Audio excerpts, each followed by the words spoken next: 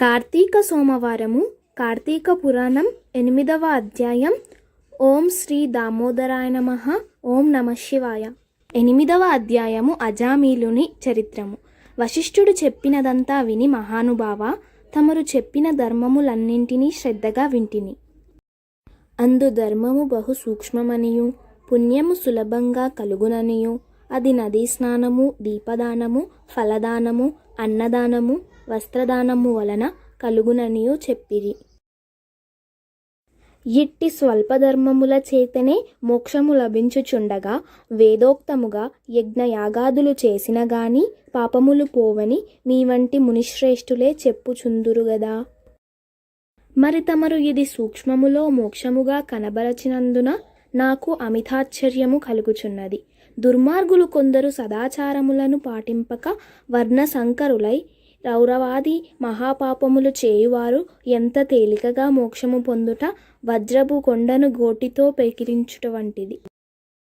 మహాసముద్రములో కొట్టుకుపోవువాడు గడ్డిపరకనాధారంగా చేసుకొనుట వంటిది.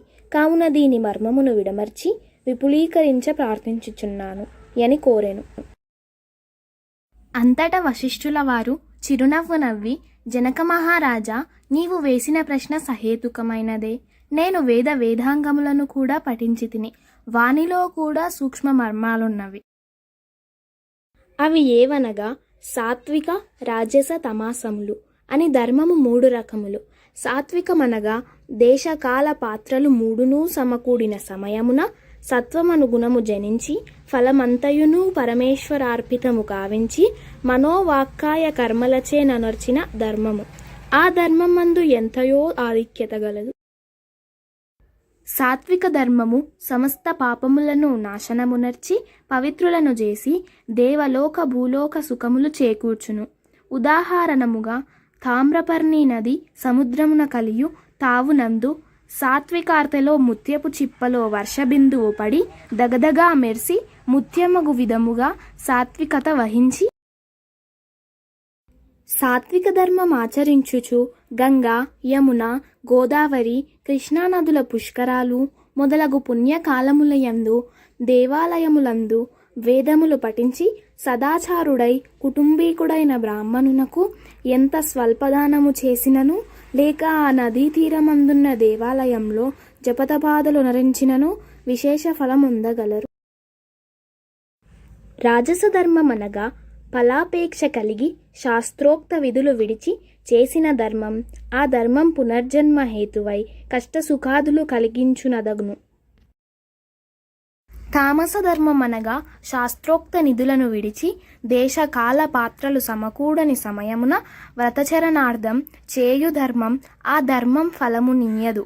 దేశకాల పాత్రలు సమకూడినప్పుడు తెలిసి కానీ తెలియక గాని ఏ స్వల్పధర్మం చేసినను గొప్ప ఫలమునిచ్చును. అనగా పెద్ద కట్టెల గుట్ట చిన్న అగ్నికణముతో భస్మమగునట్లు శ్రీమన్నారాయణుని నామము తెలిసిగాని తెలియకగాని ఉచ్చరించిన వారి సకల పాపములు పోయి ముక్తి నొందుదురు. దానికొక ఇతిహాసము గలదు. పూర్వకాలమున కన్యాకుబ్జమను నగరమున 4 వేదములు చదివిన ఒక విప్రుడు గలడు. అతని పేరు సత్యవ్రతుడు. అతనికి సకల సద్గుణరాశియగు హేమవతి అను భార్య కలదు. ఆ దంపతులు అన్యోన్య ప్రేమ కలిగి అపూర్వ దంపతులని పేరు వడసిరి. వారికి చాలా కాలమునకు లేకలేక ఒక కుమారుడు జన్మించెను. వారా బాలుని అతి గారాభముగా పెంచుచు అజామీలుడని నామకరణము చేసిరి. ఆ బాలుడు దినదిన ప్రవర్ధమానుడగుచు అతి గారాభము వలన పెద్దలను కూడా నిర్లక్ష్యముగా చూచుచు దుష్ట సహవాసములు చేయుచు విద్యనభ్యసింపక బ్రాహ్మణ ధర్మములు పాటింపక సంచరించుచుండెను. ఈ విధముగా నుండగా కొంతకాలమునకు యవ్వనము రాగా కామాంధుడై మంచి చెడ్డలు మరచి యజ్ఞోపవీతము త్రెంచి మద్యం సేవించుచు ఒక ఎరుకల జాతి స్త్రీని వలచి నిరంతరము క్రామకీడలలో తెలియాడుచు ఇంటికి రాకుండా తల్లిదండ్రులను మరచి ఆమె ఇంటనే భుజించుచుండెను. అతిగారాభము ఎట్లు పరిణమించినదో వింటివా రాజా? తమ బిడ్డలపై తల్లిదండ్రులకు ఎంత అనురాగమున్ననూ పైకి తెలియపరచక చిన్ననాటి నుంచి అదుపులో అజ్ఞాలలో నుంచకపోయిన ఎడల ఈ విధంగానే జరుగును. కావున అజామీలుడు కులభ్రష్టుడు కాగా వాని బంధువులతనిని విడిచిపెట్టిరి. అందుకు అజామీలుడు రెచ్చిపోయి వేట వలన పక్షులను జంతువులను చంపుతూ కిరాత వృత్తిలో జీవించుచుండెను. ఒక రోజున ఆ ఇద్దరు ప్రేమికులు అడవిలో వేటాడుచు ఫలములు కోయుచుండగా ఆ స్త్రీ తేనెపట్టుకై చెట్టెక్కి తేనెపట్టు తీయబోగా కొమ్మ విరిగి క్రింద పడి చనిపోయెను. అజామీలుడు ఆ స్త్రీపై బడి కొంతసేపు ఏడ్చి తరువాత ఆ అడవియందే ఆమెను దహనము చేసి ఇంటికి వచ్చెను.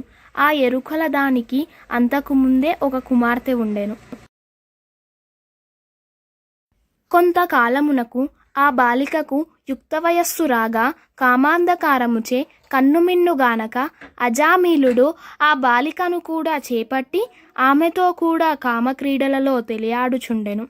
వారికి ఇద్దరు కొడుకులు కూడా కలిగిరి. ఇద్దరూ పురిటిలోనే చచ్చిరి. మరల ఆమె గర్భము ధరించి ఒక కుమారుని కనెను. వారిద్దరూ ఆ బాలునికి నారాయణ అని పేరు పెట్టి పిలుచుచు ఒక్క క్షణమైనను ఆ బాలుని విడవక ఎక్కడకు వెళ్ళినా వెంటబెట్టుకొని వెళ్ళుచు నారాయణ నారాయణ అని ప్రేమతో సాకుచుండిరి.